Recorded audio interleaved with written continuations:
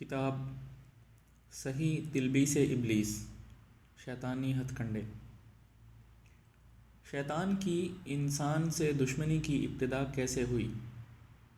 اللہ تعالیٰ کے دربار میں فرشتے عاجزی، انکساری اور خوف کے عالم میں دست بستہ ہمتاً گوش چپ کھڑے تھے کہ اللہ کریم فرشتوں سے مخاطب ہوتے ہوئے بولے، اے فرشتوں، میں نے مٹی کے کھنکھناتے کالے سڑے ہوئے کیچڑ سے ایک بشر پیدا کیا ہے۔ جب میں اس کو مکمل طور پر بنا لوں اور اس میں اپنی روح پھونک دوں اور پھر وہ اس کے نتیجے میں زندہ ہو جائے تو تم سب اس کو سجدہ کرنا۔ سب نے لبیک کہا۔ پس جب اللہ تعالیٰ نے اس کو بنایا اور اس میں جان ڈال دی تو تمام فرشتے تعظیم کے لیے سجدے کے انداز میں جھک گئے، مگر شیطان تکبر سے اکڑا رہا اور تعظیمی سجدہ کرنے سے انکار کر دیا۔ یہ دیکھ کر اللہ تعالیٰ نے فرمایا، اے ابلیس، تو نے سجدہ کیوں نہیں کیا؟ تو وہ جواباً کہنے لگا، میں ایسے بشر کو سجدہ نہ کروں گا کہ جس کو تو نے کھنکھناتی مٹی کے جو سڑے ہوئے کیچڑ سے بنی ہیں سے پیدا کیا ہے، جبکہ میں ایسی حقیر مٹی کے بجائے اعلیٰ و طاقتور آگ سے بنا ہوا ہوں، لہٰذا میں اعلیٰ و برتر کیسے حقیر مٹی کو سجدہ کروں؟ اللہ کریم نے اس کی نافرمانی اور بغاوت کا یہ انداز دیکھ کر فرمایا، فوراً میری جنت سے نکل جاؤ، آج سے تو مردود ہیں اور تجھ پر قیامت کے دن تک لعنتیں برستی رہیں گی۔ اس وقت شیطان اللہ کریم کو چیلنج کرتے ہوئے کہنے لگا، اعوذ باللہ من الشیطان الرجیم، قال رب فانظرنی الی یوم یبعثون قال فإنک من المنظرین الی یوم الوقت المعلوم قال رب بما اغویتنی لأزینن لهم فی الارض ولأغوینہم اجمعین الا عبادک منہم المخلصین قال هذا صراط علی مستقیم ان عبادی لیس لک علیہم سلطان الا من اتبعک من الغاوین وان جہنم لموعدہم اجمعین لها 7 ابواب لکل باب منہم جزء مقسوم۔ سورۃ الحجر۔ اے مالک میرے، جب تو نے مجھے مردود کر ہی دیا تو مجھ کو اس دن تک مہلت دے، زندہ رکھ جس دن تک لوگ قبروں سے اٹھائے جائیں گے۔ اللہ تعالیٰ نے فرمایا، اچھا، تم کو ٹھہرے ہوئے وقت کے دن تک پہلے سور پھونکنے تک مہلت دی جاتی ہیں۔ کہنے لگا، مالک میرے، جیسے تو نے مجھ کو بے راہ کر دیا، میں بھی ضرور یعنی اولاد آدم کو زمین میں گناہ یا دنیا کے ساز و سامان کو مزین کر کے خوب پرکشش بنا کر دکھاؤں گا، اور میں ضرور ان سب کو بے راہ کر دوں گا، مگر ان میں جو تیرے مخلص بندے ہوں گے یعنی چنے ہوئے، ان کو میں گمراہ نہ کر سکوں گا۔ اللہ نے فرمایا، مجھ تک پہنچنے کے لیے یہی تو سیدھی راہ ہے، اور جو میرے مخلص و مقبول خاص بندے ہیں ان پر تیرا کچھ زور نہ چلے گا، مگر جو تیری بتائی ہوئی راہ پر چلیں گے گمراہوں میں سے ہوں گے، ان پر تیرا بہکانا اثر کرے گا، اور ان سب لوگوں کے لیے جو تیری بتائی ہوئی راہ پر چلیں گے جہنم کا وعدہ ہے، ایسی جہنم کے جس کے 7 دروازے ہیں جن سے ان کو زبردستی داخل کیا جائے گا۔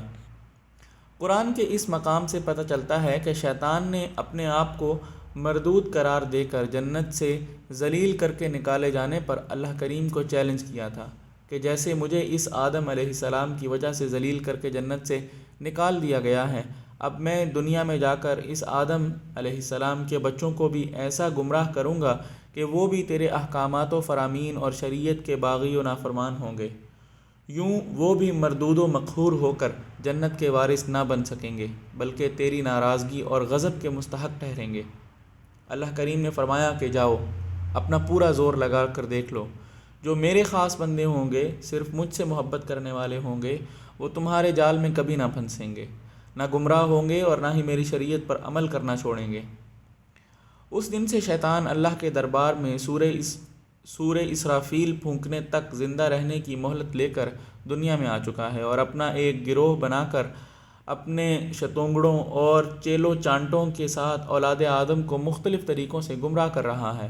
ہر قسم کی بدکاریوں، سیاہکاریوں اور جرائم کو پرکشش بنا کر ان کے سامنے پیش کر رہا ہے اور ان کو گناہوں کی دلدل میں دھکیلتا چلا جا رہا ہے۔ اس دن سے شیطان انسان کا ازلی دشمن بن کر اس کو تباہ و برباد کر رہا ہے، اور اللہ کریم نے قرآن میں برملا اعلان کر کے بتایا ان الشیطان لکم عدو مبین، کہ یہ شیطان تمہارا کھلا دشمن ہے، اس سے بچ کر رہنا۔ آج تک شیطان کی دشمنی انسان سے چلی آ رہی ہے اور قیامت کی ابتدا تک جاری رہے گی۔ شیطان کن کن لوگوں کو شکار کرتا ہے؟ وہ شکار کو پھانسنے کے لیے کیا کیا طریقے اور ہتھ کنڈے اختیار کرتا ہے؟ اس نے اب تک کن کن لوگوں کو شکار کر کے ہلاک کر دیا ہے؟ اس کا طریقہ واردات کیا ہے، اور وہ کس طرح انسان پر حملہ آور ہو کر اس کو ٹکڑے ٹکڑے کر دیتا ہے کہ انسان کو پتہ بھی نہیں چلتا۔ شیطان کی گھاتوں، وارداتوں، ہلاکتوں، تباہیوں، بربادیوں اور ان سے بچنے کے لیے لائے عمل کو جاننے کے لیے امام ابن الجوزی رحمہ اللہ کی کتاب تلبیس ابلیس دنیا میں شیطان کے خلاف ایک مؤثر ہتھیار مانی گئی ہے۔ لوگ اس کی ہدایات کی روشنی میں اپنے آپ کو شیطان کے حملوں سے بچاتے چلے آ رہے ہیں۔ راقم نے بھی اس کو پڑھا تو اس میں بعض مقامات پر تشنگی محسوس کی اور کچھ مقامات پر ذوف بھی۔ یہ دیکھ کر دل میں ایک حسرت پیدا ہوئی کہ کاش اس کا کوئی ایسا نسخہ ہو جس میں کوئی بھی روایت ضعیف نہ ہو، اور بندہ بلا جھجک اور بے فکر ہو کر اس کو پڑھے اور اس پر عمل کرے۔ بندے کے دل میں یہ خدشہ، کھٹکا اور ڈر نہ ہو کہ کہیں یہ حدیث یا یہ روایت ضعیف ہی نہ ہو۔ لیکن جب مارکیٹ میں ڈھونڈا تو گوہر مقصود نہ مل سکا۔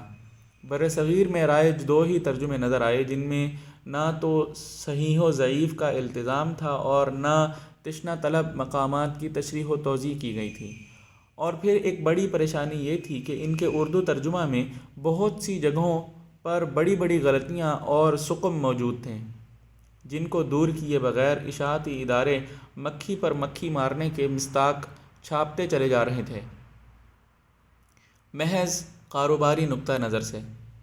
بندہ نے جب یہ صورتحال دیکھی تو بہت افسوس ہوا اور دل میں اشتیاق پیدا ہوا کہ اپنے ازلی دشمن شیطان کے مومنین پر ہلاکت خیز واروں، حملوں، وارداتوں اور گھاتوں کو آشکار کر کے ان کے ایمان کو بچانے کے لیے تلبیس ابلیس کا بر صغیر پاک و ہند میں ایک تیسرا ایسا ترجمہ بھی ہونا چاہیے جس میں مذکورہ بالا سقم اور کمیاں، کوتاہیاں اور خرابیاں نہ ہوں۔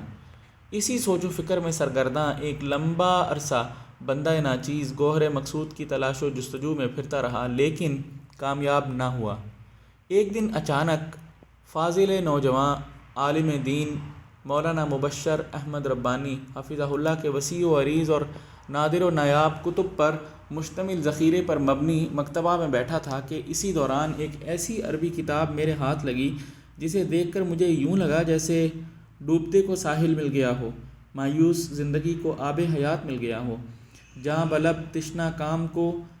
جام کوثر مل گیا ہو، صحرا کے بھٹکے مسافر کو اپنے بالکل سامنے سراب نہیں بلکہ واقعی سرسبز و شاداب ذخیرہ نظر آ گیا ہو کہ جس میں ٹھنڈے اور میٹھے پانی کا چشمہ اپنی جولانی سے ابل ابل کر بہہ رہا ہو۔ میں نے اس کتاب کو پکڑا اور باقی سب کچھ بھول گیا